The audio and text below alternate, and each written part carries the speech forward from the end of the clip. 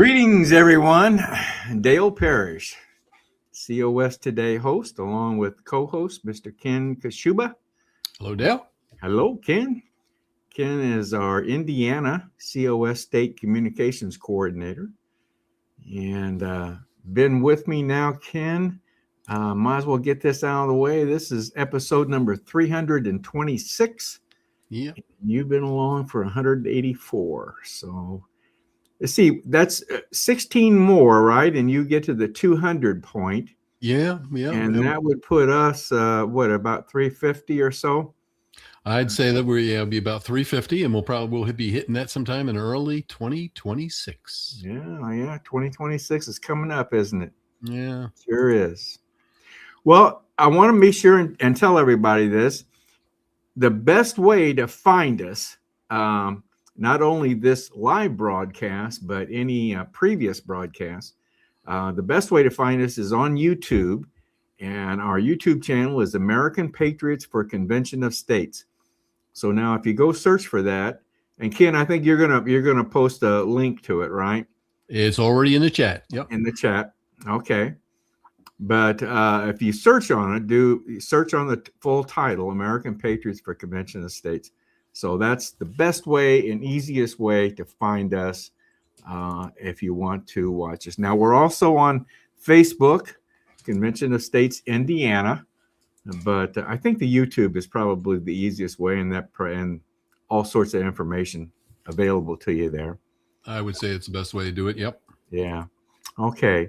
Let's let Maringo Mike remind us of something here. And that's not what I want to do. I want to do this right here. Maringo Mike here, asking you to hit that like, subscribe, and especially that notification bell, so you'll be reminded every time we go live. We really do appreciate your support. Now, back to our program. All right. Good guy. He's got that down pretty pat down. Yeah, he's been working on that for quite a while. So, folks, Maringo Mike is going to undergo some changes for 2026, right, Ken? Yeah, he's got a new healthcare policy, which I think is going to allow him to do some additional, what do you want to call it?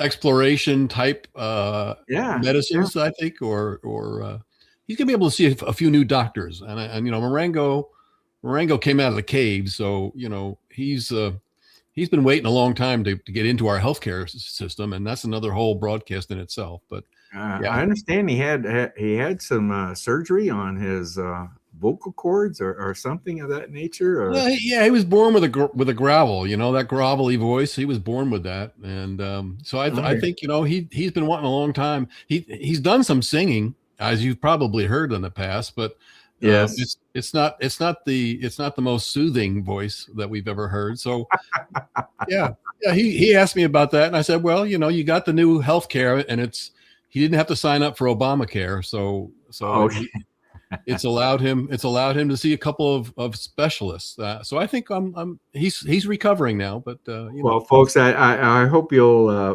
be excited about the changes we have in store for him. He's gonna be much more flexible, and I think you're really gonna enjoy the Maringo Mike for 2026. So we'll be rolling him out in January. Okay.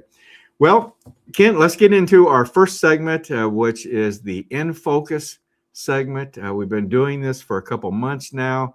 We've had great success, a lot of good viewer response on this segment. And in this segment, we just bring on 2 or 3 guests to join us and talk about what's our focus, what's got each person's attention. So I want to start with one of our newest guest to the In Focus group, and that is Regional Director Haley Shaw. Hi, Haley. Hi, guys. Thank you, Haley. Thank you for coming on this evening. Haley, you're a regional director. Where's your region, real quick?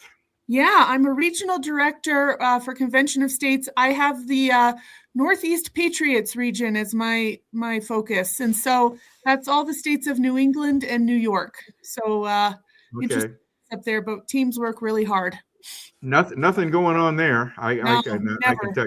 Yeah, pretty calm there. Yeah. Very much. Yeah. Especially in New York. Nothing going New York on there.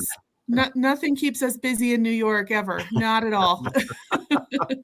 You got the cream puff states, I understand, I guess, right? Oh yeah, definitely. New York, Massachusetts, Connecticut, Vermont, Maine, absolutely. Yeah, those are all past states, right? Oh yeah, for sure. Yeah. We'll explain that later, folks. Okay. Let me bring on another young lady here, Miss Debbie Stewart. Hello, Debbie. Hey. Hi, Debbie. Thanks for having me. Debbie is going to join us in this segment, and then she's going to come back and do a presentation for us. The gentleman that was going to do the Epstein Files got sick on us, and Ken, I told him it was against a program policy to get sick the day of the broadcast. But but if you're green under the gills, it doesn't come out very well on video. So no. Understand. So speaking of sick, we got also coming on here is Mr. Brett Sterling. Well, if that wasn't a little bit of a revenge statement, nothing is. He'll get. I tell you, he starts ripping on me when I'm backstage, and I can't even respond. He'll get even. He'll get even. Believe me. Brett is the COS state director for the state of Missouri. So, and has been with us on many programs. So let's get started. Haley, since you're new to us, I'm going to let you lead off and tell us what's got your attention. Sure. Well, the never-ending one for me is the U.S. economy, the state of inflation in America, the cost of goods, and basically just surviving. For most people, I'd say the middle class, especially here in America, and that's something that's always on my mind. And I'm always wondering or hopeful or curious, about future generations and what they're going to be able to have and afford. I know housing is a challenge, and people being able to buy their first homes and sort of, I kind of think of that as the American dream. And the American dream is just a little bit harder and harder for a lot of people to be able to grab onto today. Mm-hmm. And so that's something that's just constantly in my mind. Do you think the American dream still now today includes owning a home? Do you think that's still part of the American dream? I mean, I still do think it is. I think most people still have hopes, and younger people. But what is crazy is the average age, I think I saw, of somebody who's buying a home for their first time is 45 years old, 40 or 45 years old. That's just somebody buying their first home. And the inventory is a challenge. Interest rates are a challenge. Just sort of being able to pay that down payment is a challenge for most people. So living paycheck to paycheck is a big reality in our country right now. And that's something that's on my mind all the time. Yeah. Geez, I guess I was, 22, 23 when I bought my first home. Yeah. Brett, how old were you? I wasn't nearly as old as you were. That's no, of course sure. Not. Yes. So I think now the way that I understood it when we talked, you were actually deeded some land from the Homestead Act. Was that not? Is that not how you got your first home? Maybe I was. All right.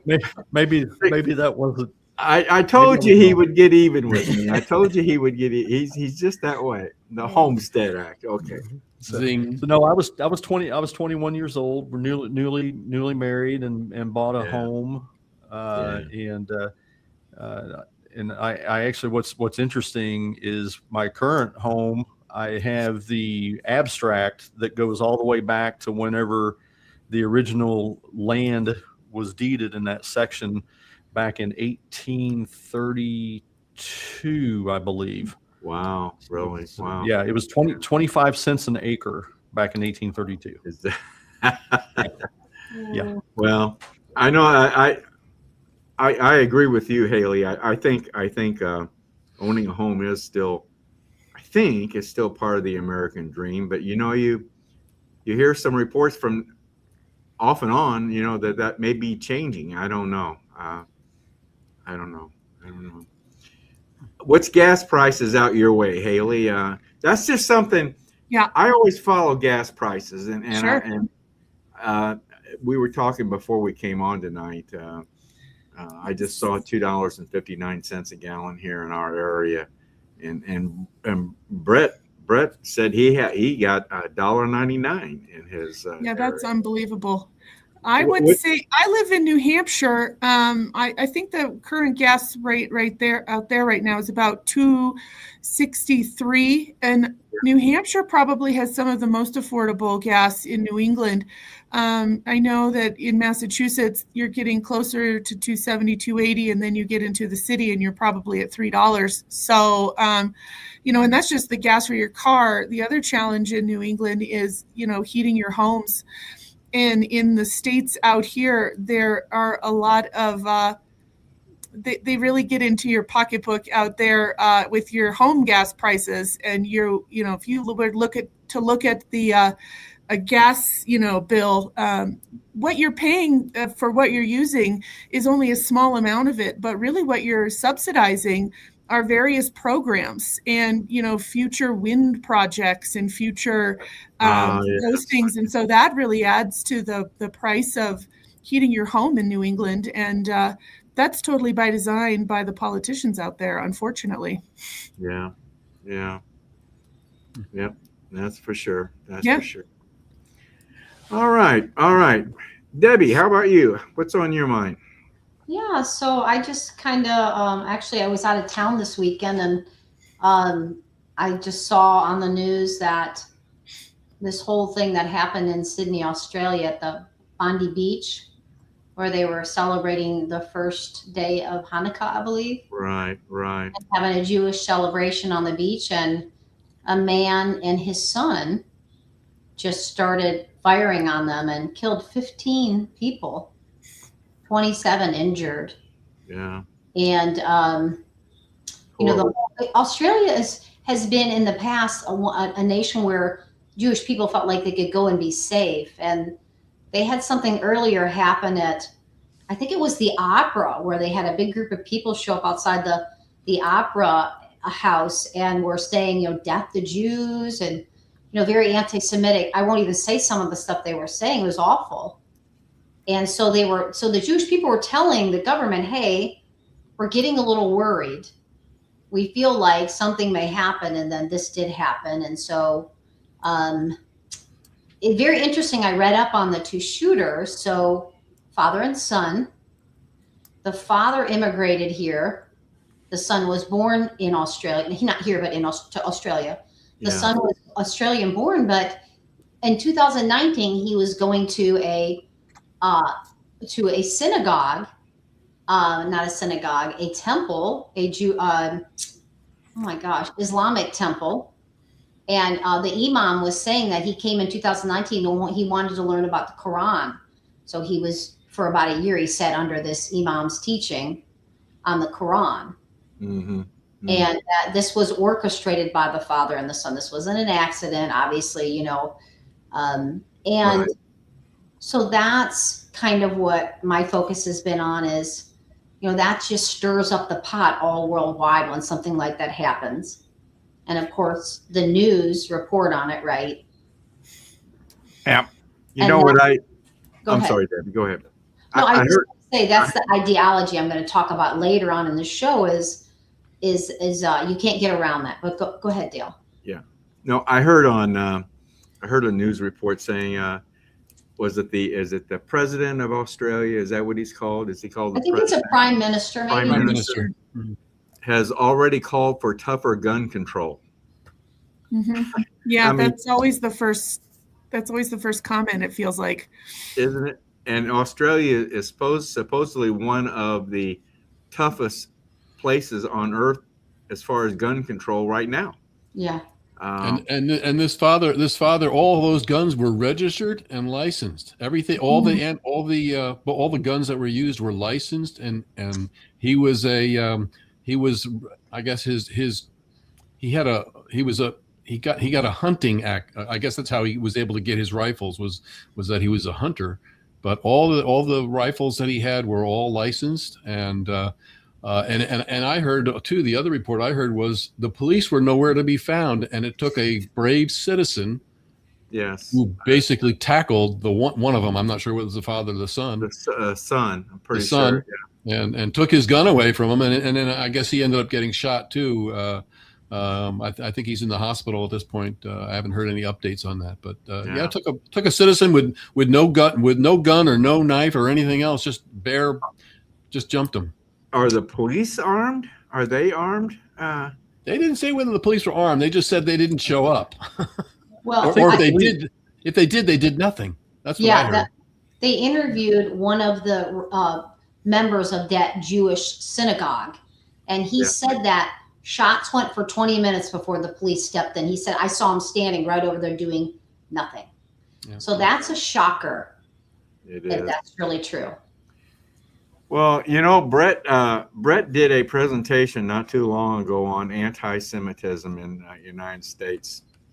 And so this probably doesn't surprise you, does it, Brett? No, it really doesn't. That's what happens when you just let a whole lot of people in your country without vetting them, and you don't care about their worldview, you don't care about them, you don't demand that they assimilate. And I hate to say it. I mean, the same thing is going to happen here in the United States. I mean, it has happened some.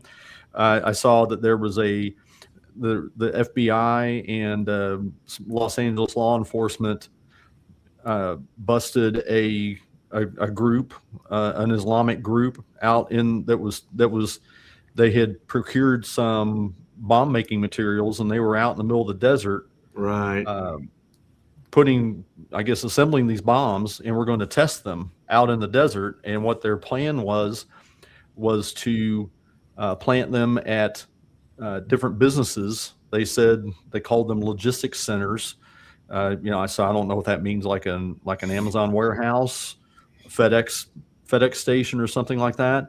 But they were going to plant those, and they were going to detonate them all together on New Year's Eve. New Year's Eve. That's what I heard. Yeah. Yep. Wow.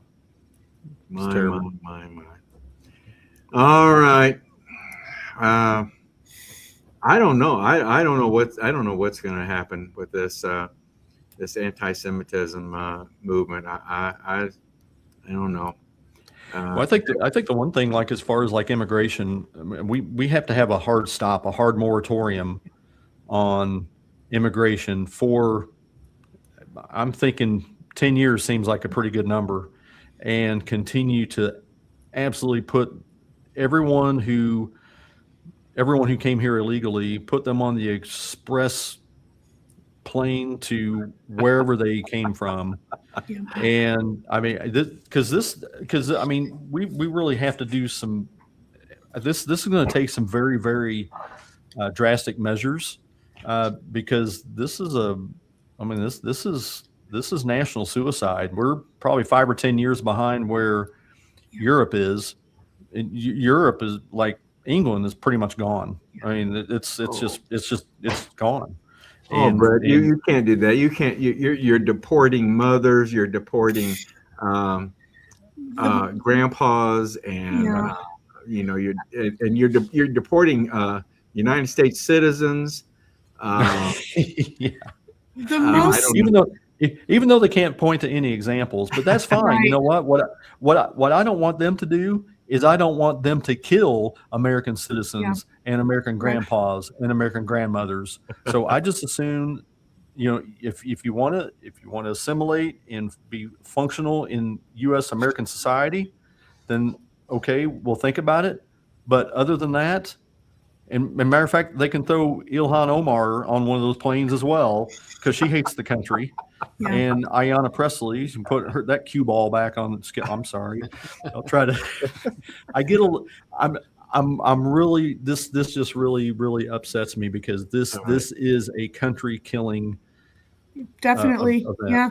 The most compassionate thing we can do is save the culture of our country. You know, and it's, you know, it's, I understand people find that it's hard to see families torn, but you know, so this, people made a decision to come here, and so, but I also think it's important to keep our culture and keep our history, and it's important to, assimilation is important, and when we, you know, we lose this, and I feel like in a lot of ways a lot of people are losing it, you know, we no longer remember how America started, why America started, what is America's, really what was the whole purpose of, you know, the founders starting this great place. And when we start to lose that, then it's a lot easier to let it go. And that's our problem with the young people, is that they don't realize what we have and what we had and how it started. And so I think it's really important to keep it going. And I fully agree. I think immigration has been a problem for a lot of years, and it's time to stop it and do something about it. And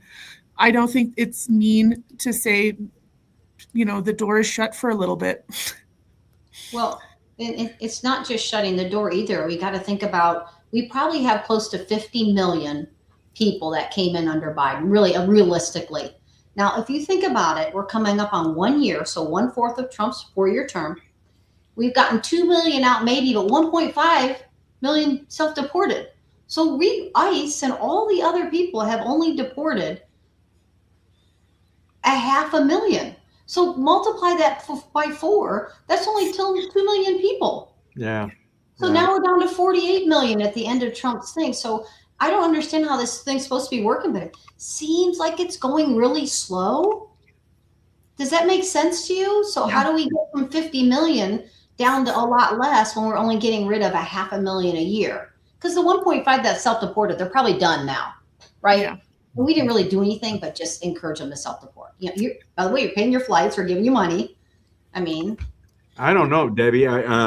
You know, the Somali thing going on in Minnesota, in Minneapolis. I just heard the other day where they've already arrested 400 illegals. Well, that would be great. I mean, but like I said, we're looking at 50 million is what we need. Yeah. So that sounds good on a news brief, but what I'm saying is the problem is so huge that we got much bigger than we thought, wasn't it? Isn't it? Yeah. That's what I'm saying. Okay. I want to get everybody in here. Brett, I know you got a number of items. Just do one, okay? I'll just do one. We already touched a little bit on the immigration thing. So, the big narrative out in the mainstream media is with healthcare costs, and how if Congress doesn't act, then healthcare costs are going to skyrocket beginning the first of the year. And that is not necessarily the case. Healthcare premiums, are going to increase at the beginning of the year, at the first of the year, which they seem to always do. But the real impact is going to be the temporary Obamacare premium subsidies expire on December 31st, 2025. So just here in a couple of weeks. And that was designed, that was intended by the Democrats that passed Obamacare and extended the COVID subsidies. But what's actually going to happen is that hundreds and thousands of taxpayers, of insureds, are going to realize what the actual cost of their health insurance is, because taxpayers will stop subsidizing their premiums. And I was looking at just specifically here in Missouri, if you look at the state of the health insurance market, their health insurers in Missouri are raising their premiums anywhere between 6.4% to one company called Medica is raising their premiums 110%. Holy smokes. Cox Health Plans, which is a major insurer in Southwest Missouri, they're eliminating coverage for Greene County, the county that they're based in. Springfield, Missouri is the largest city there, and also Webster County. And there are only 8 insurance companies that can offer policies on the Obamacare exchange in the state of Missouri. There are 1 or 2 additional companies that offer other individual insurance plans. And if you look at the so you look, there's a lack of competition in the marketplace. Then if you look at the original Unaffordable Lack of Care Act, Obamacare, back in 2014, it allowed insurance premium subsidies up to people earning up to 4 times the federal poverty level. Right. So you could have, you can have an individual, making $60,000-$70,000 a year that is still eligible for some type of taxpayer subsidy. And I looked at this.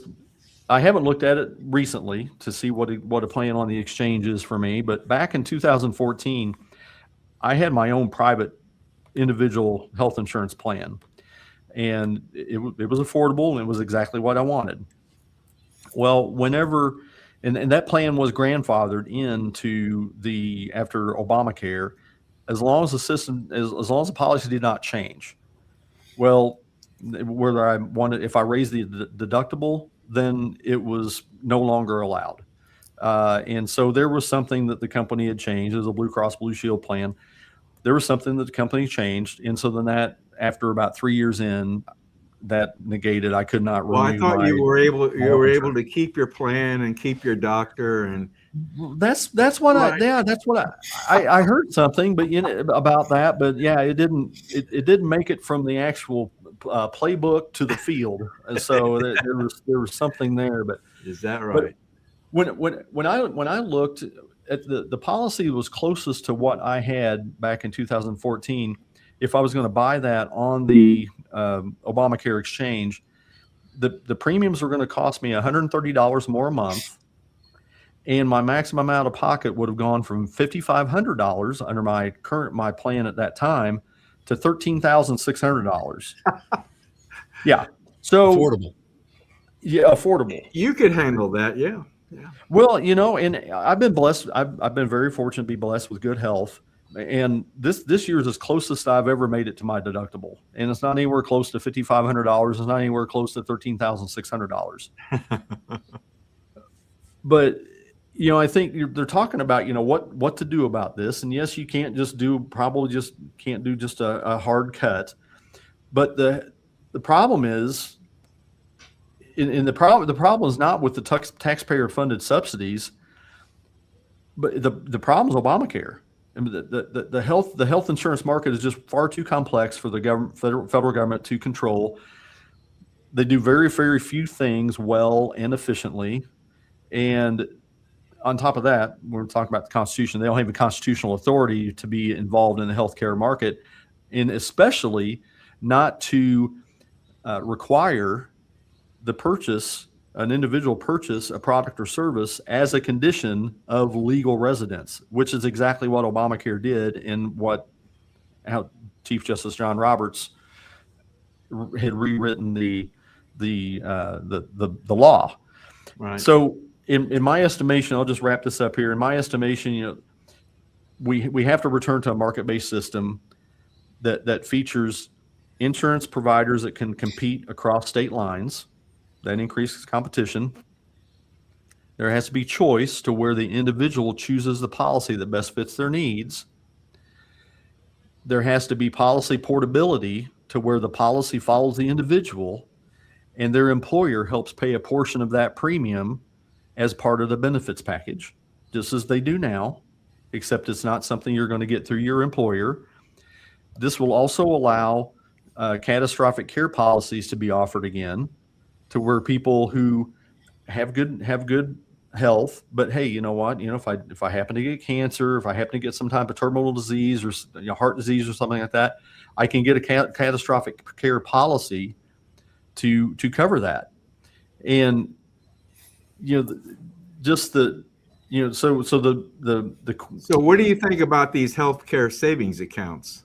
I think the healthcare savings. I think they're fine. I think they're fine. They'll be even more efficient once you get the provider and the patient closer together. and cut out all the overhead. But the government subsidies would go to the individual's healthcare savings account. Is that right? Well, I have a real problem with direct payments from the federal government, whether they go into a healthcare savings account, whether they're a tariff rebate, any of that.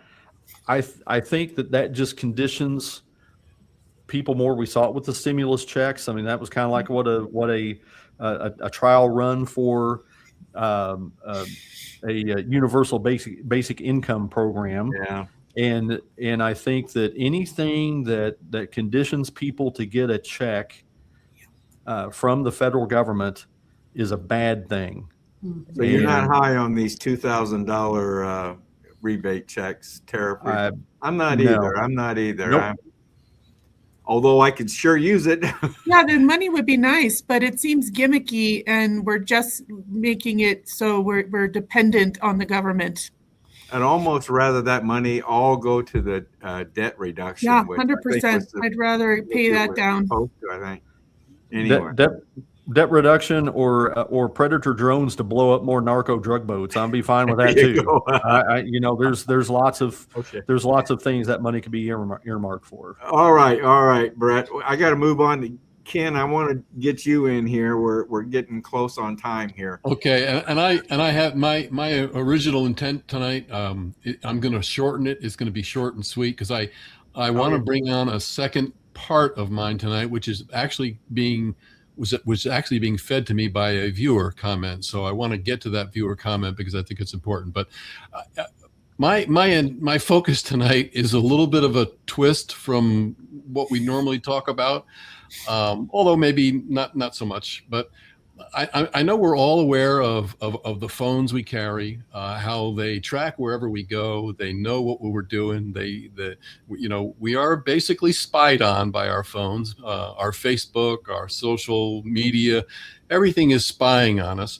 Matter of fact, I'm sure at least maybe none of us here, but I'm sure we've all heard of that person who got a ticket in the mail because they were caught speeding by a camera somewhere. So my twist tonight is I saw something the other day, and it really struck me. I mean, we have and Brett brought up the drones. We have drones that have all kinds of capabilities.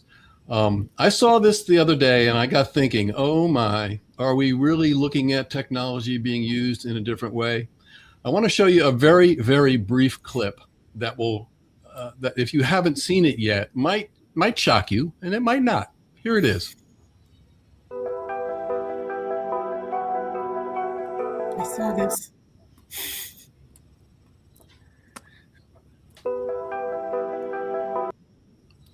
Germany and a few other countries is turning the Madagascar hissing cockroach into a surveillance bug.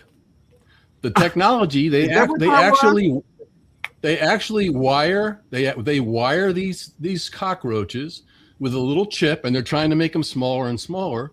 They wire these cockroaches with chips, and they can actually direct them.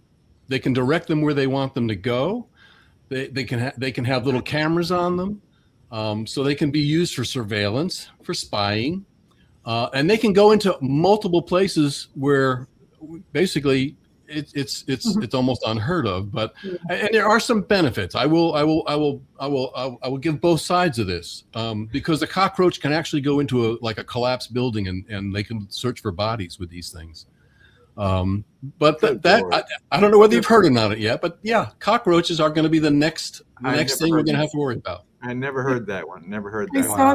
I saw this Sunday on 60 Minutes. I saw that. 60 Minutes. Yeah, I heard that was broadcast there. Yeah, yep.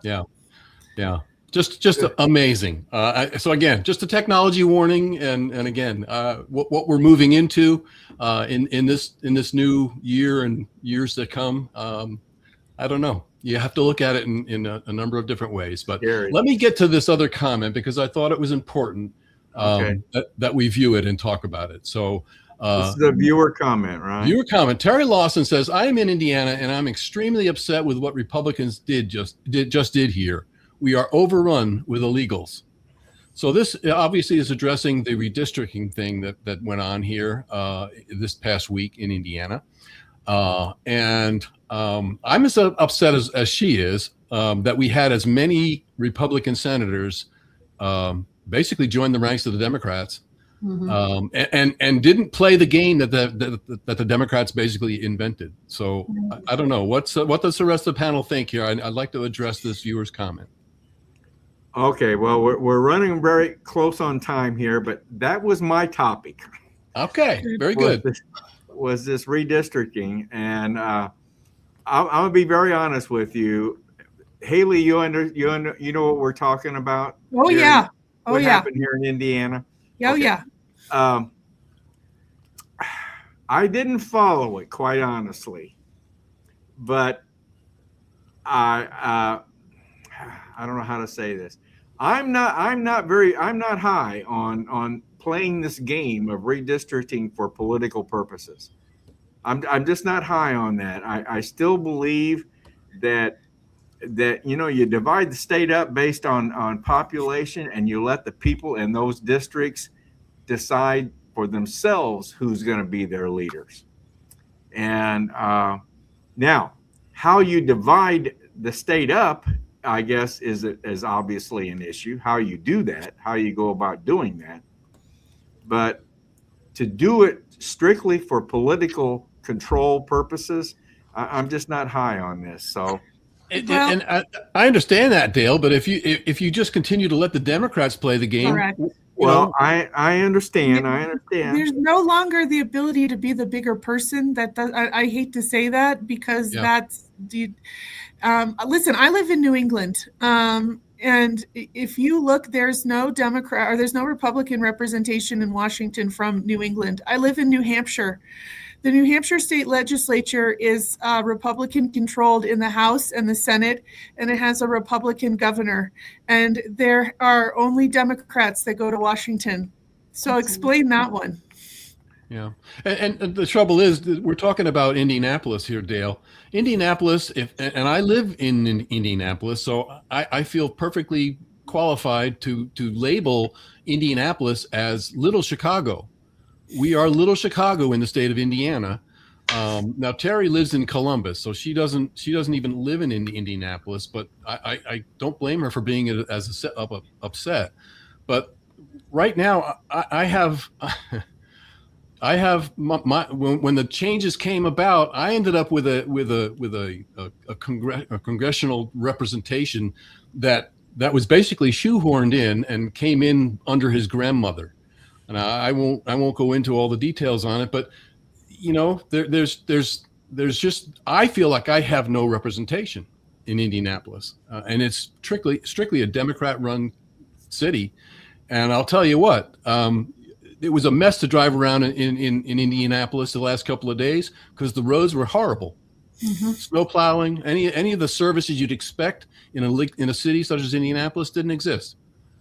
So it's a problem. And like I said, the way I look at Indianapolis, it's Little Chicago. Well, we've got a lot of people that are rhinos, so some of us need to run and be dinos. Yeah. So there you go. There you go. The only problem is we don't like being deceptive and lying, and they do it so well. Yeah. So I can't figure it. I want to be a dino, but how do I do that truthfully? I don't know. They go together. Yeah. Well, I think, I think just real briefly here, I think the whole live and let live thing is great as long as the other side agrees to those rules. They don't agree to those rules anymore, and so Dale, I was once like you, but I was just I had roses in my eyes, and I had unicorns dancing about, but I have adopted the Steve Deace rule. The Steve Deace rule has two rules. Don't break God's law. We win, they lose. I don't care what happens. This is trench warfare. I want to crush the liberals politically for generations. because they're All right. destroying our country. Our country literally depends on it. It's a fight. I'm afraid Brett's going to have drones coming in all of our Cockroaches headed your way, Brett. There's a bug right over in the corner of my office. I wonder what they're listening to you. they are. All right, guys, we're out of time for this segment. Thank you very much for your input. It's been really a good one, and hope to see you all come back very soon. And Debbie, don't go away. We're going to bring you right back here very shortly. All right. Okay, can't wait. God bless. Merry Christmas, everybody. Haley, thank you very much for joining you guys. us. Go Hoosiers. I'm an Indiana Hoosier, so I got to say go Hoosiers. So thanks, guys. Good to meet you, Haley. Nice to meet everybody. Haley. Thank you. Merry Christmas. All right, another good one, Ken. Good segment. Good segment. I think so. Roses in my eyes. All right. All right. Before we bring Debbie back on here, Ken, you want to talk about? Why don't you go ahead and talk about the QR code up there? Okay. All right. That QR code right up there. That's our support QR code, and with your smartphone, you can basically put your name and email address in and let us know that you enjoy the programming. Gives you a platform to basically make suggestions or comments based on what we are covering. And it's free, no donations or any expectations to email blast you to death. We don't send out any emails. So it's just a place that you can join and show us your support. All right. Good deal. Well, like I mentioned, we're going to bring Debbie Stewart back on here, and she's going to be talking about Islam in America. I hope I got that right. So let me bring Debbie back on here. Hello, Debbie. Hey, good to see you. Yeah, I haven't seen you in a long time. I know, it's been forever. Have I got it right? I know we talked about calling this different things, but Islam in America, is that right? I mean, we started out with the word, the Islamization of America. We're like, how do we spell that? Then we talked about the influence of Islam in America. So I think Islam in America is good. Okay. All right. Well, go ahead. Take it away, Deb. Okay, great. So I got your video, by the way. I got your video ready to go if you want to use that. Okay. I'll let you know. Probably a couple minutes in, we'll go ahead and show the video. Okay. All right. So there's been a huge growth of Islam in America. And the issue really is, and I'll get into all the details in a little while, there's a lot of people that follow the Islamic religion, but they are not paying attention to the terrorist tenets of the religion, nor are they paying attention to maybe some of the parts of the Quran that are very serious against people who go against their religion. And we'll talk about some of those too. But Islam is increasingly shaping America. We're going to talk about different aspects of that tonight. There are two main reasons. I'll give you the two main ones. Is they have a higher birth rate. So they're 2.5. We're more like 1.6 here in America. So just by sheer numbers, they will increase faster. And then immigration. So those two main reasons. Our family size here, the typical family size is 4.5 people. The Islamist family size are 6.4 people. So they are just, as the years go by, just more and more in number. And you think about all of the times now, there's been a lot of displacement in other countries. So those immigrants go throughout the world. That has been by design, because Islam's goal is to dominate the entire world. And I'm not saying dominate in a nice way. I want you to think about ISIS, and that's really the tenet of the religion. Again, there's a lot of people who follow Islam. They would not be in agreement, but they will be under that when that happens. And we're going to talk about there's 5 phases that Islam has to completely take over a nation. And it's very interesting. We'll go through all 5 of those in a little while, but it's all so deceptive so you don't notice it. And they have those 5 phases for that reason. So let's talk about the increasing Muslim expansion in the United States, just some statistics. So in 2020 here in America, there were 2,769 mosques. So average is 55 per state, 50 states at around 55. From 2010 to 2020, 31% increase of mosques. Okay, just in that 10-year period. Indiana has the average 55 mosques. We have about 20 here in Indy, and Fort Wayne has about 11. So, but a total of 55. And then we have about 41,000 Muslims living in our state. Compared to Illinois, they have 500,000 Muslims living in their state, and California is a little over 500,000.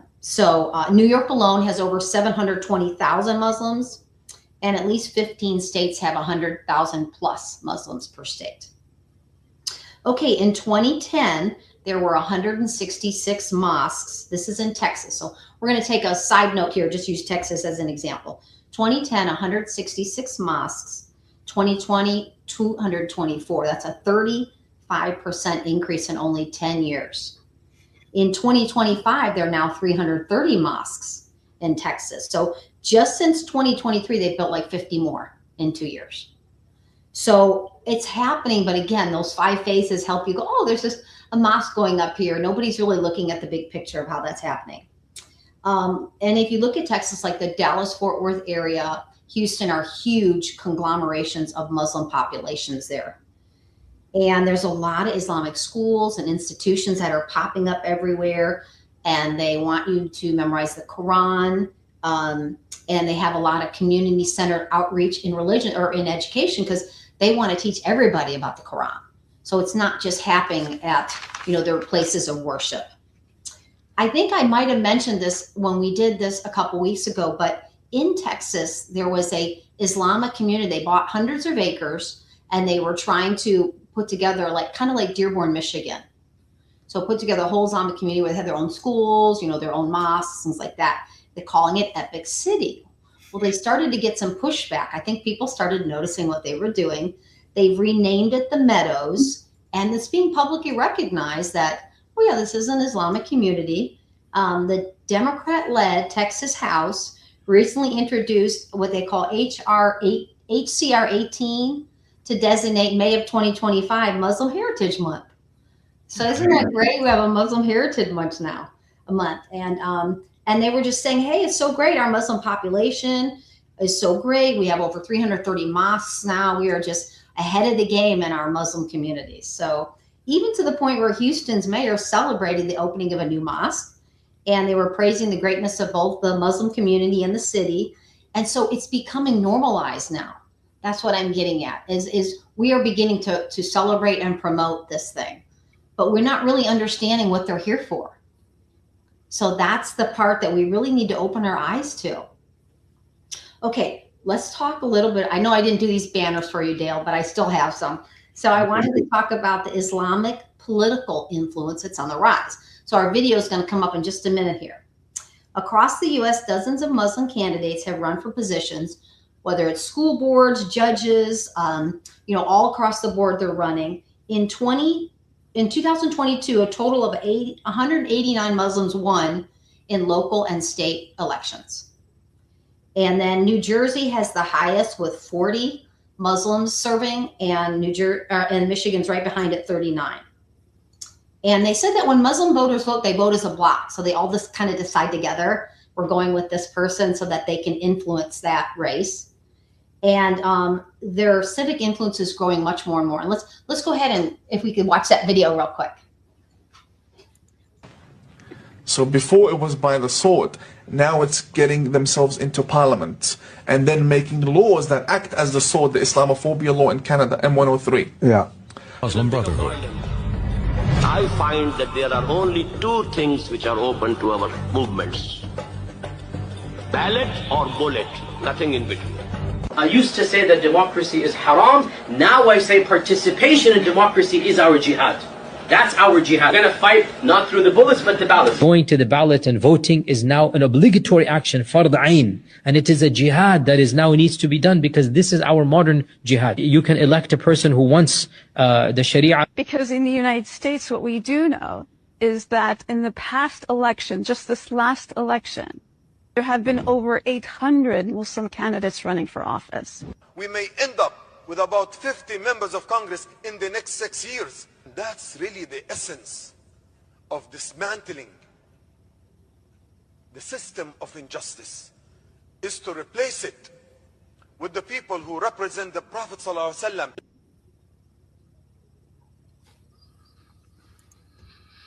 Yeah, so they are not hiding it when they're talking about it, and they mean business. Like, I think as Americans, like, oh, everybody's always talking about somebody, China or Russia or whatever, but this is their ultimate goal, is world domination. And that word jihad is basically saying this is part of the tenet of our religion now, is to use all means necessary in order to accomplish this task. So in order for us as Muslims to take over America, we must go to the ballot box. We must run and we must get into leadership, because once they get into leadership, then they don't allow anybody else in leadership but Muslims as far as what they're controlling. Okay, so a mayor of a city will then try to influence and to not allow other people to be involved in leadership unless you're a Muslim. Now, we still have a ballot box, so that's helpful here.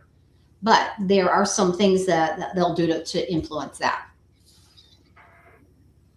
Any comments, gentlemen? You've been awfully quiet. It's how they operate. And if you look at Europe, Europe has already lost. Europe has already lost, and if we don't wake up, we'll join them. I agree with you. I'm still trying to grasp 11 mosques here in Fort Wayne. I had no idea. Yeah. There were that many. So my. Which phase are we on here now? You said there were 5 phases. Yeah, so let's get into that. Let me just talk about one more thing, and then we'll get into the phases. Okay. Okay. All right. Examples of cultural shifts when Muslim populations reach critical mass.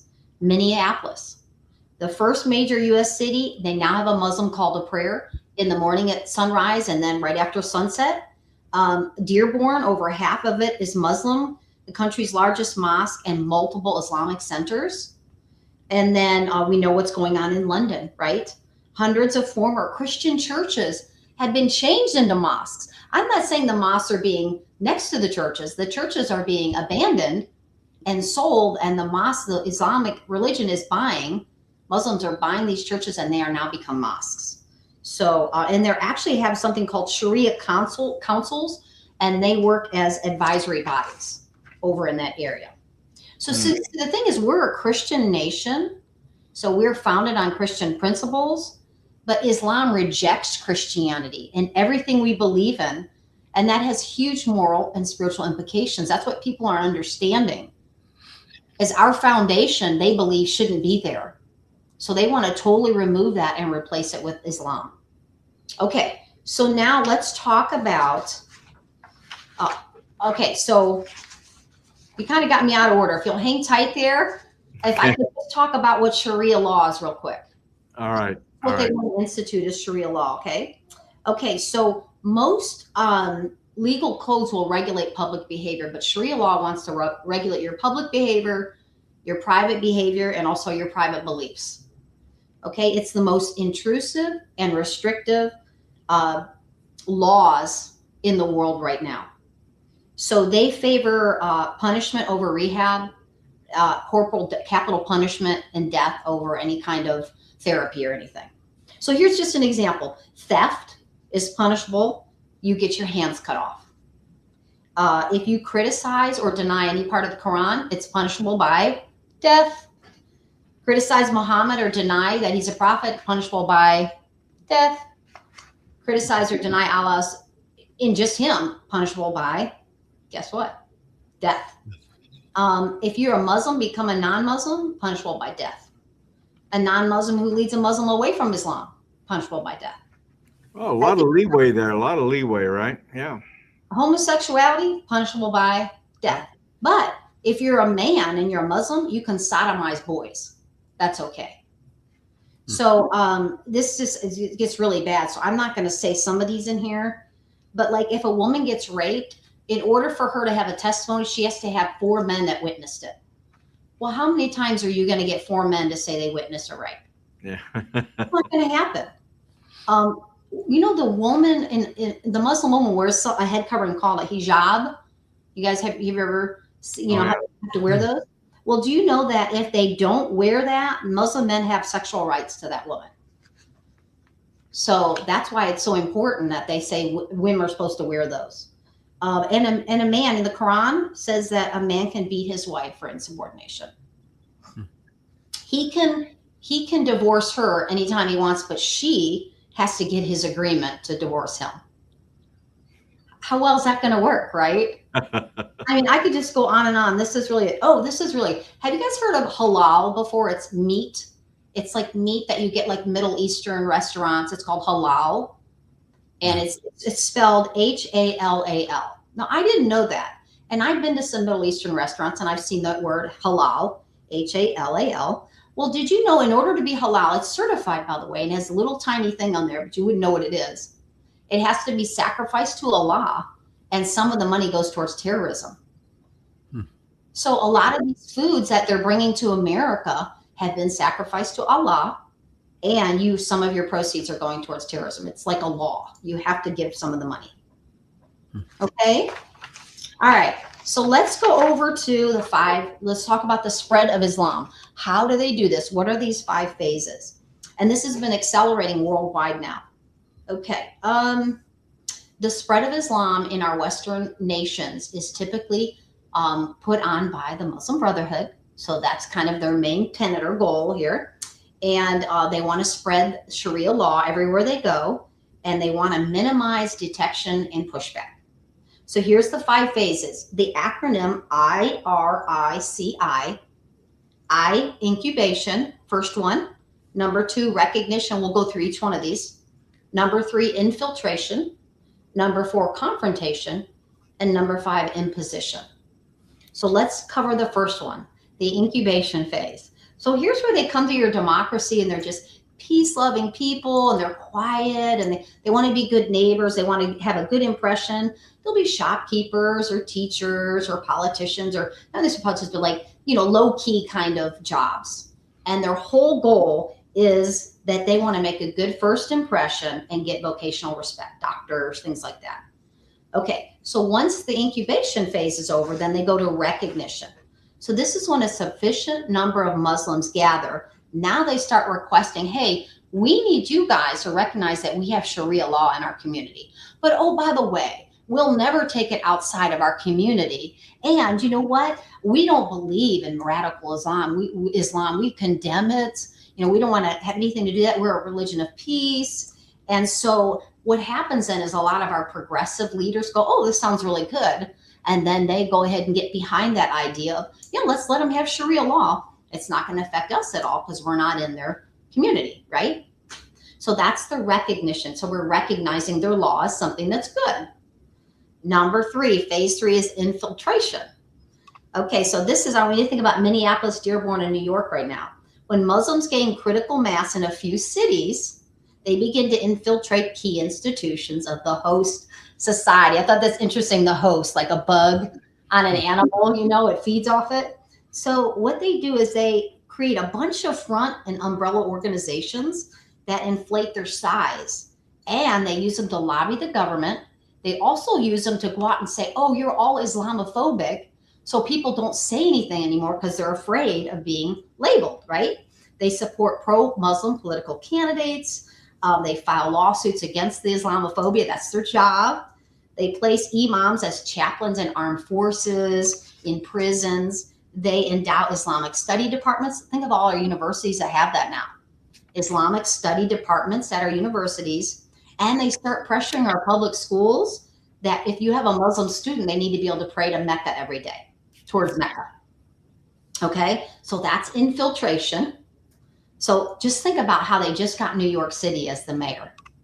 So that would fit right in there. All right, phase 4 is confrontation.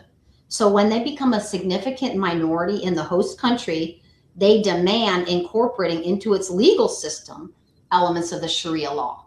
So now our legal system has to start incorporating some of their beliefs. Often this demand is made with rogue elements of the Muslim community, and then they start threatening or engaging in violence. So they can push that along. Hey, if you're not going to do this, then we're going to back it up. This is what's going to happen to you. So in Europe and the UK, that's been huge over there. Okay, and then the last phase 5, is called imposition. When the Muslim population becomes the majority, and or the Islamic religion gains control of a region, then Sharia law is imposed on the entire region and or nation, which is then locked down against any anti-Islamic paraphernalia, which means the gospel, Christianity, all that is totally illegal. So that if you want to look at a country where that's happened, to be kind of like Saudi Arabia. They're so strict. It's the only official law in Saudi Arabia. And it's enforced with brutality there. I can remember being in high school and having a guy that I went to high school with went over to Saudi Arabia to do a certain job. And he met a girl over there and he was telling us all the things that you could or couldn't do. And we were just shocked, the laws over there. Yeah. Any comments on those 5 phases at all? Debbie, I have just a general question. In all your research, in the Muslim general population, what would you say the percentage is that is jihad? And I guess what I'm trying to figure out is why, because I'm sure it's I know it's smaller than the whole population together. Why does this one segment stay so quiet and not recognize what's going on with the jihad section of it? It's, to me, it's almost like, in our country, the divisions we have now, we look at extremists and we kind of label the extremists and we kind of know who they are, but the country's not staying silent on it. I just don't understand why the general population of Muslims stays quiet. And I was just curious if you had any idea what the percentage of them are actually jihad. Yeah, I think the jihad is a small percent. I do know that. I don't remember it's a 5 or 3. I don't think it's very much. But the problem is it's kind of like Christians. There are nominal Christians that call themselves Christians, but they really don't know what the Bible says. Like they said, like less than 20% of Christians actually read their Bible. Yeah. So I think there's a lot of people who are Muslim because their parents were Muslim. If you leave the Muslim religion, it's punishable by death. So you're going to stay in that, right? And then I think the other thing is the actual laws they live under are that if you ever say anything bad about it, or if you put down Allah or any of that, you're already in big trouble.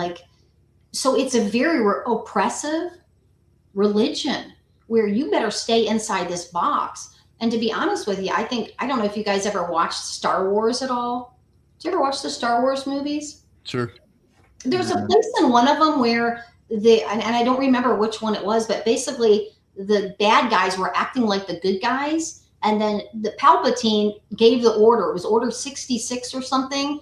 And when he gave that order, all the bad guys turned bad. It always were at the same time. And I think what's going to happen is when they get a critical mass and these extremists come out and say something, all those other people who are loving people who are in the Muslim religion and aren't following that kind of jihadist, they call it caliphate. When you get enough people and then you put the hammer down, they're going to have to go along with it, or they then will be terrorized. And it's just a fear. It's obviously they're living in fear, basically. I think so. And a lot of them, maybe they think here in America it'll never happen, and it's a peaceful religion. And I mean, I think that out of all the Christians, maybe 10% are just really serious about what they believe. Yeah. And they're actually doing and spreading the gospel. So I think that might be a piece of it. But their one goal is world domination. Mm-hmm. And that is what they're going for. And they call it a caliphate. Okay. And that's a form of government to replace every form of human existence. So the caliphate for Islam would come in. ISIS is an example of a caliphate.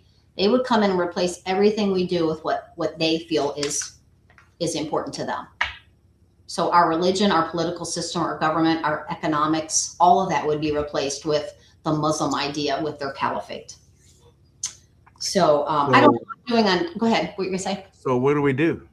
Yeah, so that was what I was gonna say is we're probably down to where I got just a minute left here, right? Yep. Okay, yeah, I didn't even get to talk about, so much stuff that's going on, but like in Nigeria and stuff like that, but that's okay. So you want to do a follow-up presentation on this, or? I mean, there's always more in there. There's so much information here.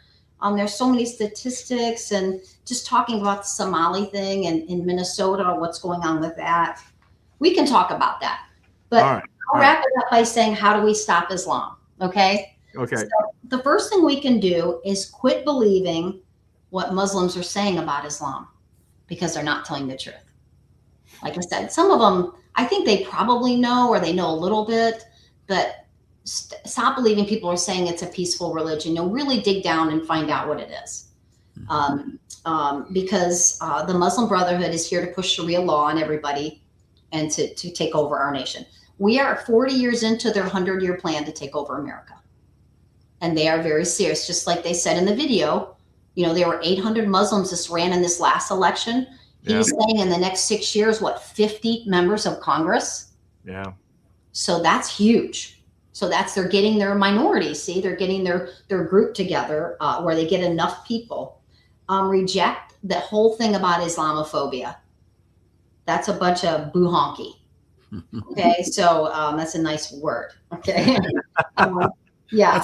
That's a Debbie Stewart word. That could be. I don't want to say anything else. Okay, so as far as all the jihadist websites and stuff, close them, block them off. They're trying to recruit people. They're trying to lie to you and tell you things that are not good. You can stop all the people flooding into our country. That's a huge one. So we got that issue, but then we got all the ones that are already here. So Debbie, how do we get them out of our universities? That is a really good thing. It says here, block the imams' access. So that's what it is we've got too many people, I think, in our government that have made a deal with them. Yeah. And they are more than willing to dish out lots of money in order to take over our country. Again, this leads back to a problem that I think runs constant through everything that we do, not only Convention of States, but what we've talked about, but absolutely education in our country is a huge problem. Yes.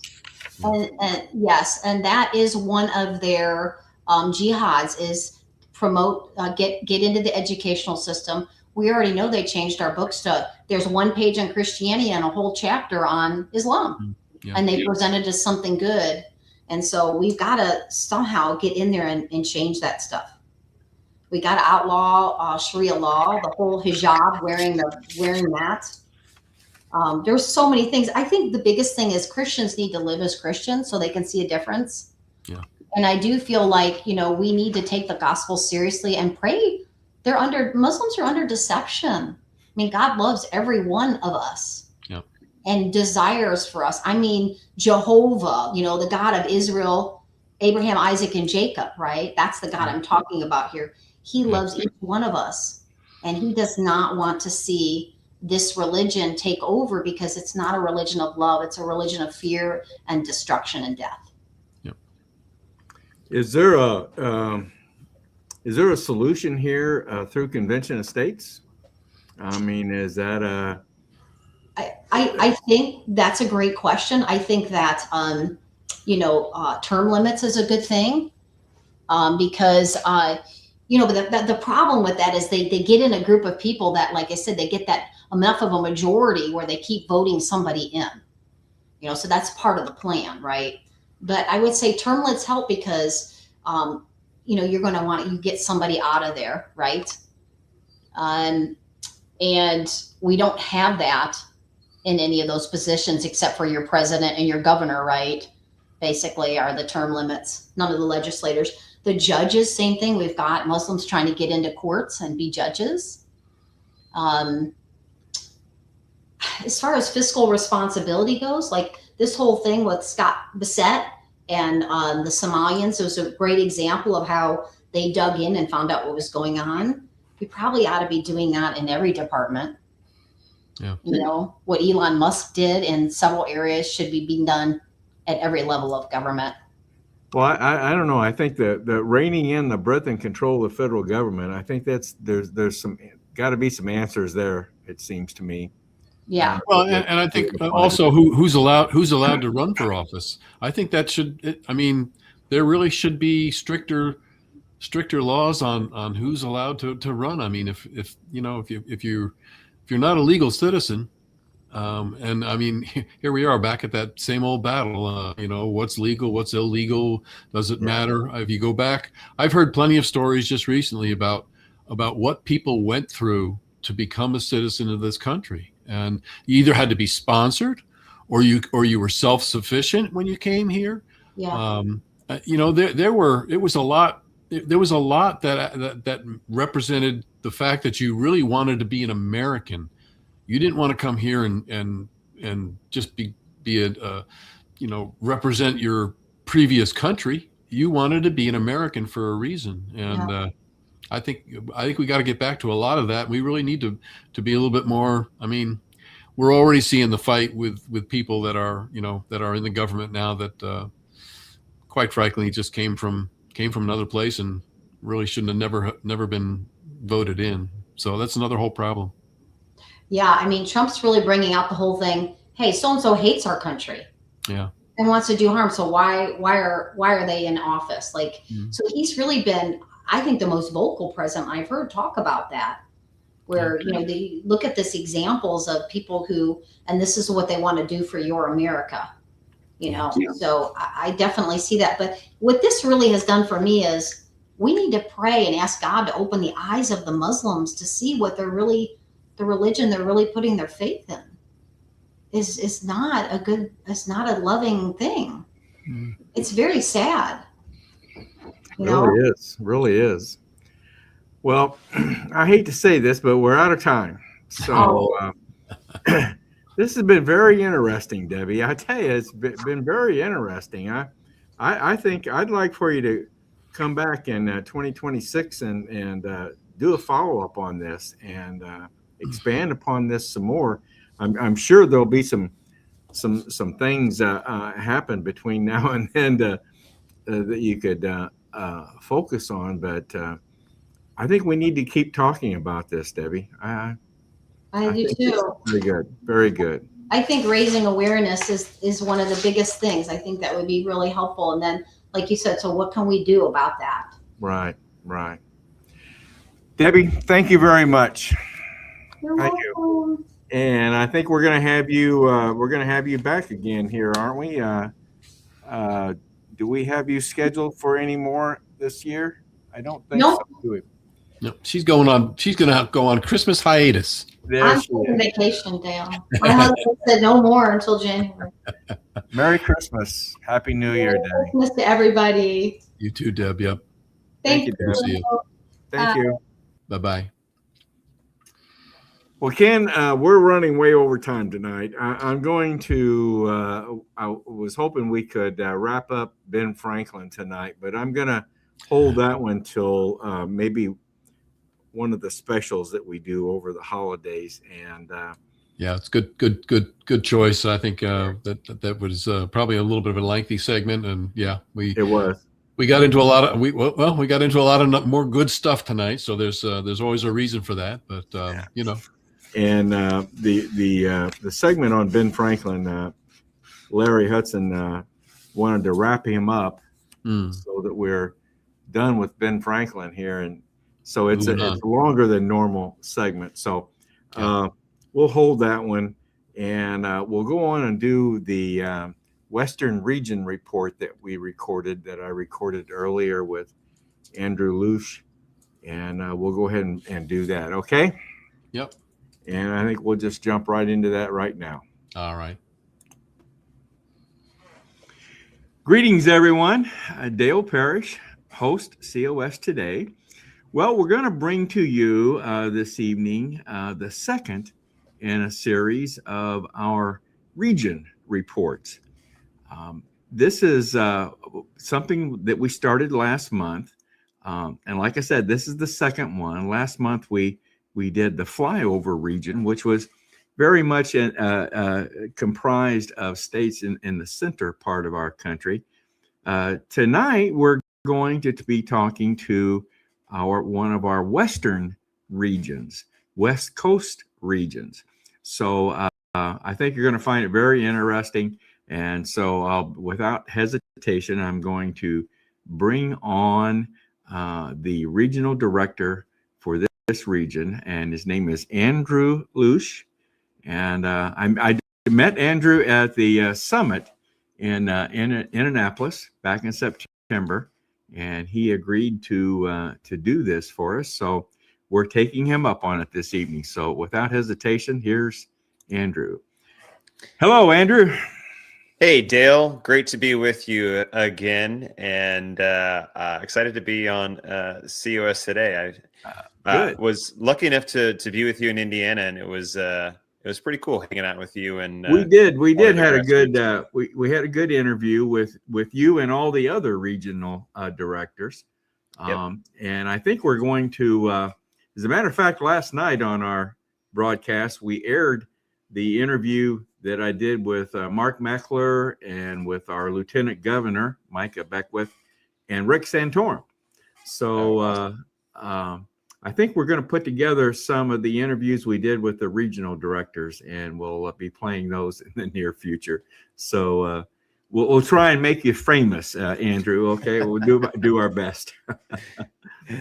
Okay, everyone. You know Andrew's name. It's Andrew Lush, right? Am I That's right. That's correct. Okay, you got regional it right. director. And Andrew, what's the name of your region? So I oversee the Western Patriots region, and in case you're wondering, that's California, Hawaii, Oregon, Washington, Nevada, and New Mexico. So some people call it the West Coast. I like to call it the left coast, but there's plenty of patriots out here, and just because we live in a blue corner of the country doesn't mean there isn't a lot of activism and grassroots growth that's happening here. You know, there are a lot of blue states, right? That's right. Actually, are they all blue states, really? Well, I guess you can consider Nevada kind of a purple state based on how it trended in the last election. Plus, the governor there is Republican. You have a Republican lieutenant governor as well, who, by the way, Stavros Anthony is the lieutenant governor, and he is an endorser of ours, actually. Okay. We haven't been able to get Lombardo, who is the governor, but, I think Nevada has been trending purple for a while, and I think in the near future, the legislature will follow suit. Now, the legislature is pretty blue, but the state did go for Trump in 2024, and we've had a Republican governor there for, I think, since 2022, I want to say. So I think there's hope for Nevada.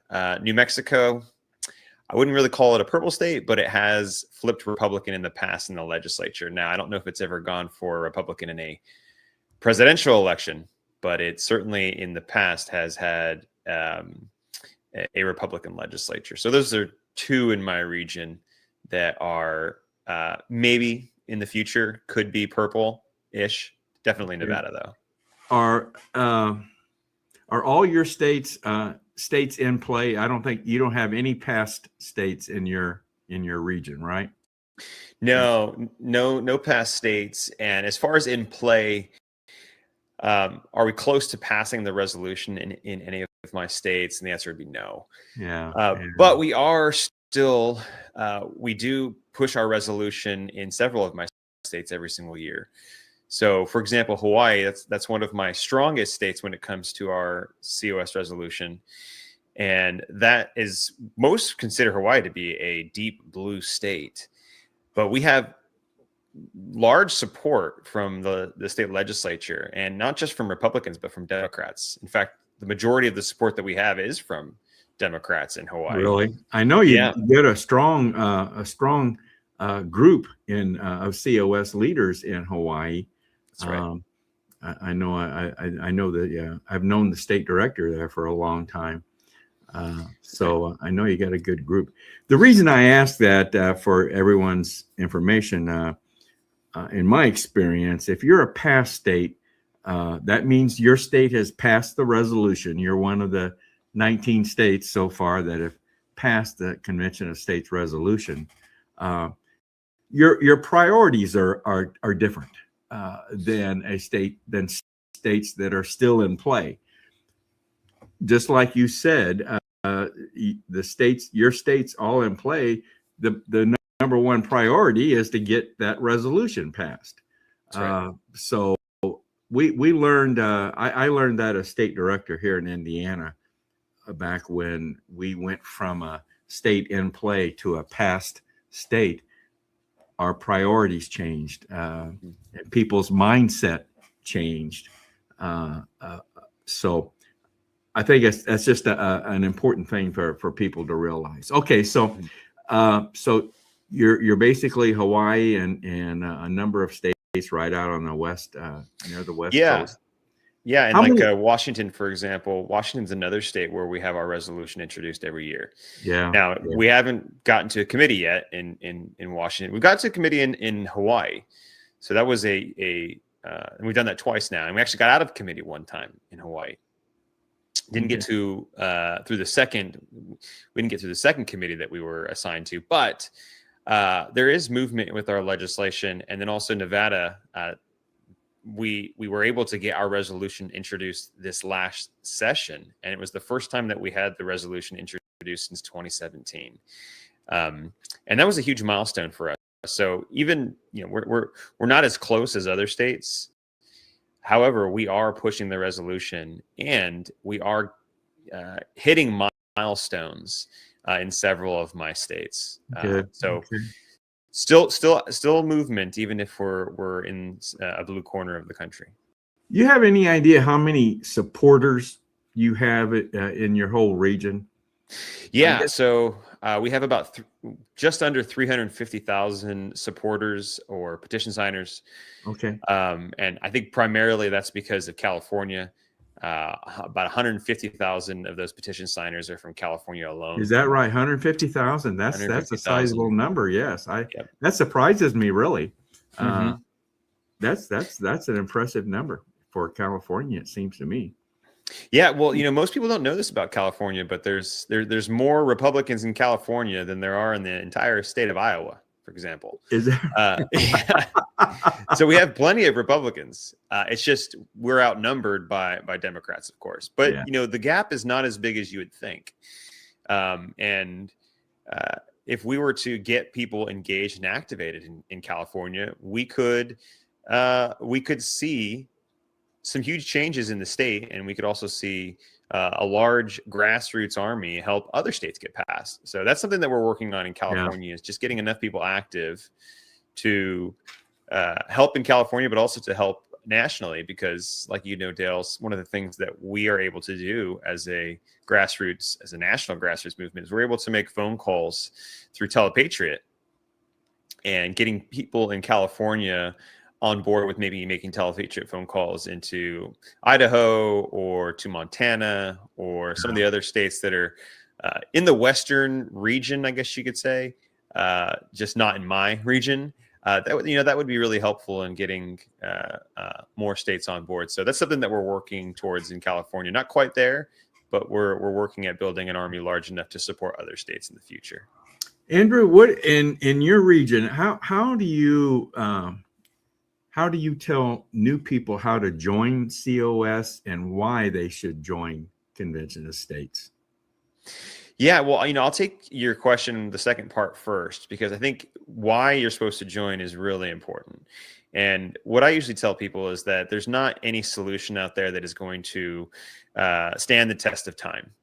Right now, if we look at what our current political climate is like, what I see from a national level is that one administration comes in, like let's take the Trump administration, and just undoes everything that the previous administration did. Right. And then that administration, the Biden administration, just undid everything that Trump had done. And Trump also had undid everything that Obama had accomplished. And so you see like this pendulum of just one administration undoing the mistakes or successes of the previous administration. And that's not something that's tenable in the United States. We can't just keep going back and forth like that. It's just going to be detrimental in the long run. So the only true the pendulum swings back and forth, doesn't it? Yes. Right.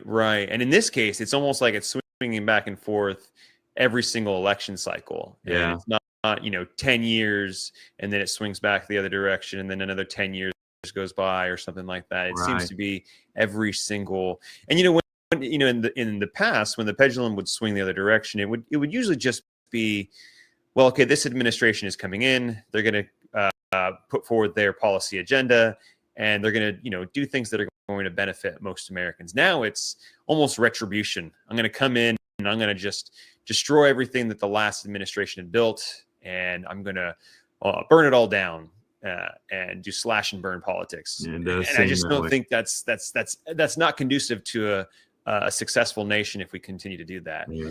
So that's usually my starting point, is that it's a solution that's going to stand the test of time, because Robert Nadelson, who's one of our scholars for Article 5, he said numerous times, and same with Michael Ferris, he said the same thing, that if you look at amendments to the Constitution, they're usually respected for at least 100 years.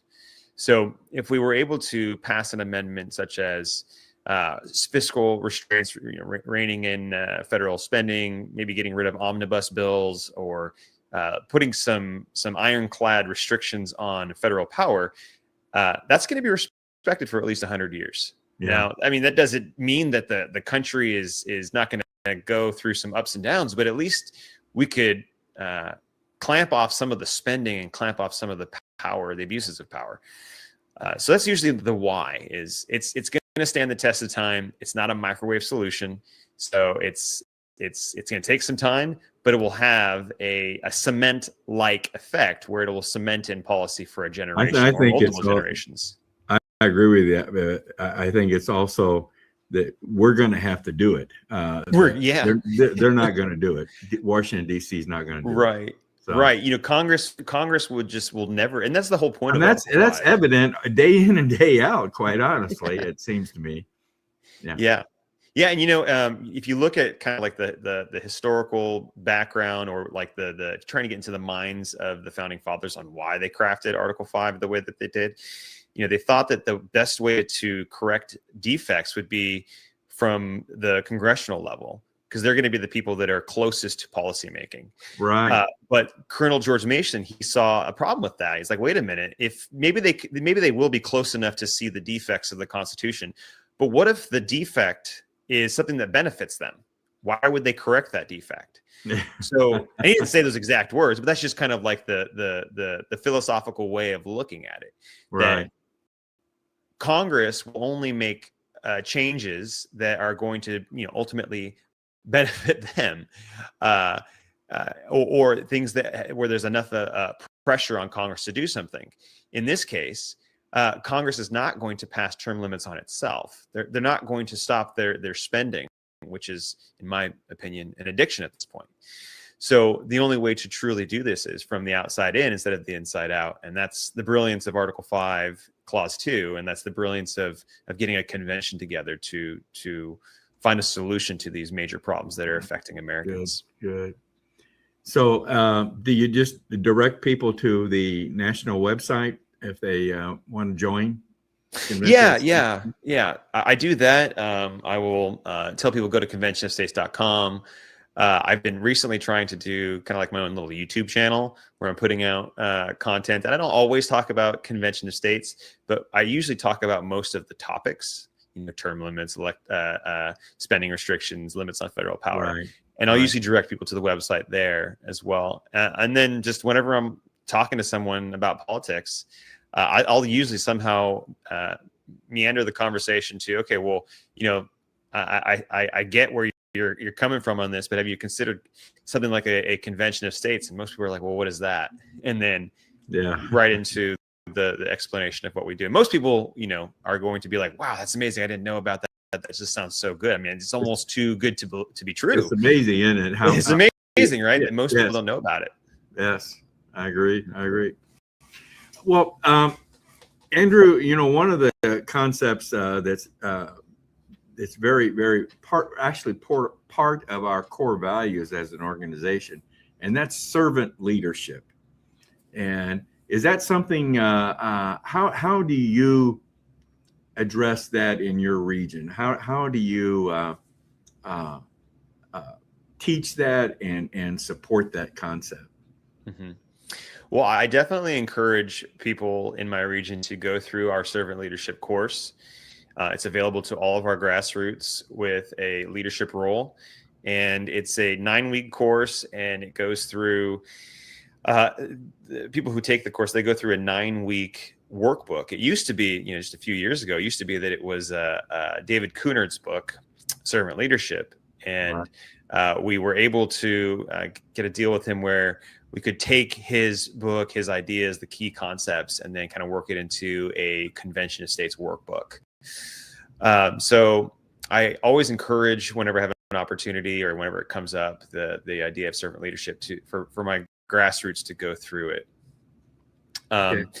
It's a great way to lead your teams, is learning these principles. And a lot of them are very intuitive. Like you kind of will read it, you're like, yeah, I knew that, but it kind of puts a definition to some of the concepts that are already out there. And the other thing that it brings is a biblical worldview of how to lead people. Jesus Christ, for example, was the greatest servant that the world has ever known. And so part of servant leadership from our servant leadership workbook is just following his example and what he did as a servant leader for his disciples, and then for the entire world, of course.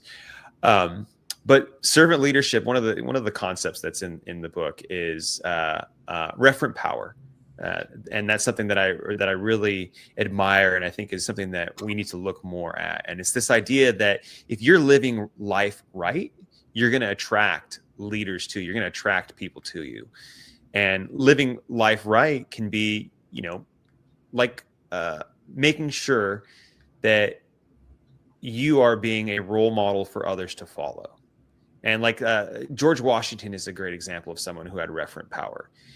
He was able to inspire people, and everyone looked up to him that served with him. Right. And he did something that was really incredible, from a historical standpoint. He could have been made a king, but he decided only to serve 2 terms as a president. And by doing that, he set the standard for what leaders ought to do, what presidents ought to do, and to treat the office with the respect that deserved. That we were not going to be like other nations that had kings, but we were going to be a nation that had a leader and then passed the baton on to the next leader to lead the nation. So anyway, referent power, the idea of living life right, I think that's a key concept that I look for, and something that I try to aspire to as well. Good for you. Good for you. I'm going to throw this up here so people can see. We were talking about servant leadership, which is part of the core values of Convention of States. And we won't go into all the core values of Convention of States, but there's about 6 or 7 core values that our organization is organized around, and the servant leadership is one of them, of course. So that's very important. If you're a viewer and looking to join Convention of States, just know that we have a solid set of core values that our organization follows very well. Well, we obviously we encourage people to join Convention of States. I think nationally, are we 5.5 million, something like that nationally, as far as supporters are concerned? Something like that sounds about right. I know we have about 2.5 million petition signers. Right. So the next step, though, of course, being a supporter and joining is very important, but we encourage you to volunteer. And what are the volunteer needs, would you say, in your region? Are there 1 or 2 needs that really stand out that you need volunteers? You need people to volunteer to do these jobs or hold these positions? Yeah, so always looking for district captains. We are built around role. District captains, aren't we? Yes. We really are always looking for district captains, and it's really the linchpin of volunteering is the district captain, because the original model that Michael Ferris came up with was this idea that you would have a point person in a district who'd be in charge of reaching out to his or her legislator, and then building a relationship with that legislator, encouraging him or her to sponsor our legislation, support our legislation, or vote to pass our legislation.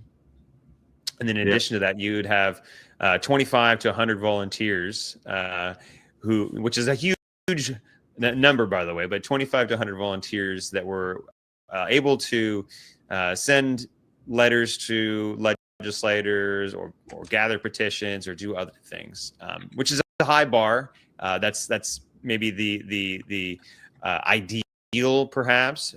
Not every district captain is able to aspire to that level, but that's not necessarily the bar for what can be a successful district captain. I like to look at it as, if you're able to give 5 hours a week to talk to your legislator and build relationships with your grassroots or petition signers in your district, you're going to be successful. And so I think that's one of the key roles that we're always looking for. Another one that I'm interested in developing and have been trying to do for some time now is to build a larger social media presence through social media warriors. Social media warriors, they are responsible for sparking interest for Convention of States on social media. Yeah. And you can be a successful social media warrior by just going on to Facebook, Instagram, wherever you like to hang out on social media, and then either go like and comment our posts, or generate your own posts, create your own content that talks about Convention of States. So those are two that I really that I think are great positions. As far as like roles that really need to be filled, I am currently looking for a state director in New Mexico. So if you're watching this, if you live in New Mexico and you loved what I'm saying, I'm looking for a state director there. Good deal. All right. But those are always a challenge to fill, because the state director role is quite a, as you know, you said you're the Indiana state director. It's a lot of time that you have to devote. Yeah, it is. It's quite an obligation. It really is. Well, on that note, Andrew, let's wind it up. I want to put up here, if you don't mind, how people can contact you if they're interested in Convention of States. Yeah. And that is your COS Action email address, alush at cosaction.com. Drop Andrew an email, and he'll try to answer any of your questions or point you into the direction. We have people in just about in every state that it's their job to interact with people that are interested in joining COS. So, and I'm sure you have those people as well, Andrew. So absolutely. Yeah. Well, please reach out to me. Please reach out to me if you have any questions or if you want to get involved, and I can point you in the right direction if you're not in my region. But if you're in my region, I'd love to have you. I'd love to have you sign the petition, get involved as a volunteer, and let's save America. All right, Andrew. That's a wrap, Andrew. We're out of time. So once again, I want to thank you for coming on and talking to everyone about your region. What's the name of your region again? It's the Western Patriots region. Western Patriots region.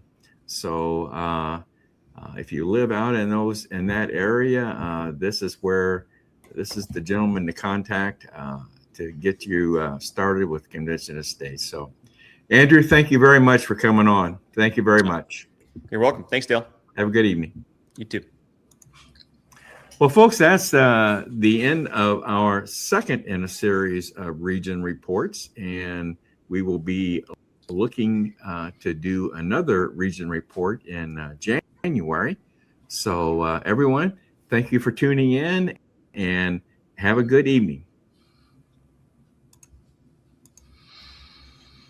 All right. Good interview. Yep. Andrew he's very interesting guy.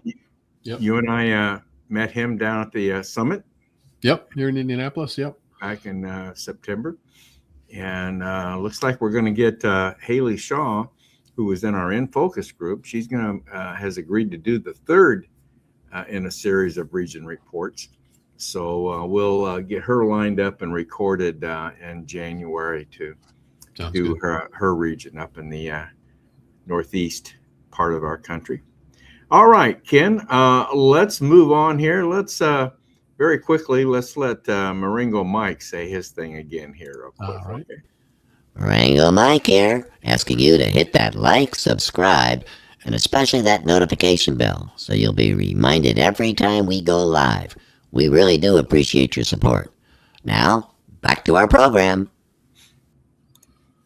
All right. All right.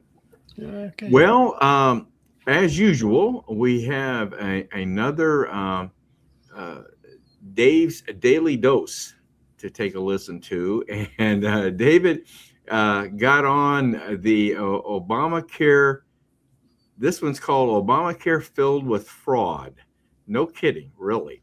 So let's see what Dave, this is David Punt out of Minnesota, who does Dave's Daily Dose. So let's take a listen to him again.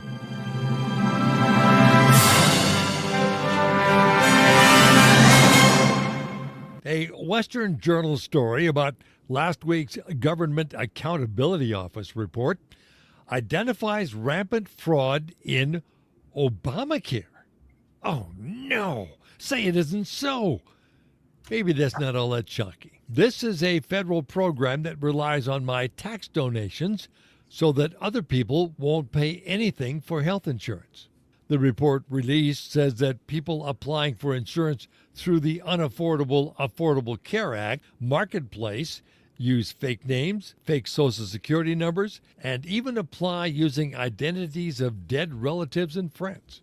Some clever investigators tried to apply for coverage themselves using fake names and numbers. All the fake applications got through and got approved. Is this the end of giveaway programs?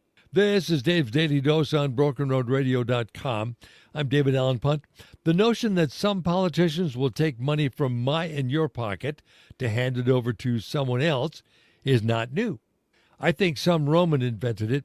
In fact, the notion of free bread and free tickets to see gladiators skewered and Christians eaten was identified by some researchers as one of the symptoms of a floundering society on its way out. That we've lasted this long seems some kind of miracle already. Is this why the cost of everything continues to skyrocket? Because someone else has their fingers in the cookie jar? We know about fraud here in Minnesota, the land of the frozen fruits and nuts. I'd like to think that people were honest and forthright in the days of my youth. I remember Dad driving across the border to Wisconsin to buy something illegal here in Minnesota. No, not fireworks, uncolored margarine.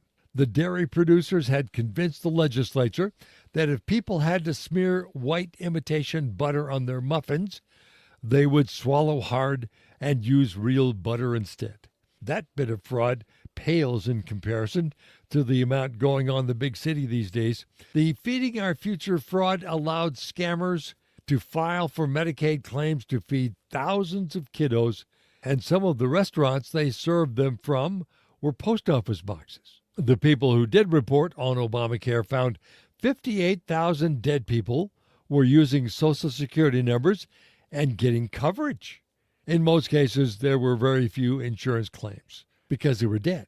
In 2023, insurance companies got $94 million for insuring dead people. Then again, all of those deceased insureds did get to keep their doctors, and they did get to keep their insurance plans.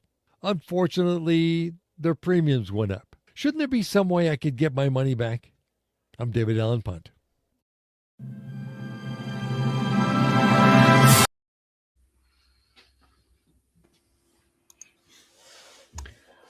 Another good one from David, I tell you. He does a really good job. He'll have to keep us updated whether he gets that refund or not. I don't know. All the dead people, they did get to keep their doctor and they got to keep their plans, right? That's for sure. Yep. Unbelievable. Just unbelievable. I don't know what to say. I don't know what to say. You can't make this stuff up. And I think but they need to bring that show Twilight Zone back, because I think we're living in one. Isn't that the truth? Yep. That's the truth. Okay, Ken, let's wrap things up here. We'll talk about what's coming up. Now, I mentioned this on our last broadcast, and I'll mention it again today. Over the Christmas holidays and Christmas and New Year's holidays coming up, we're going to do a pre-recorded Christmas special, which will air on the 22nd. Okay.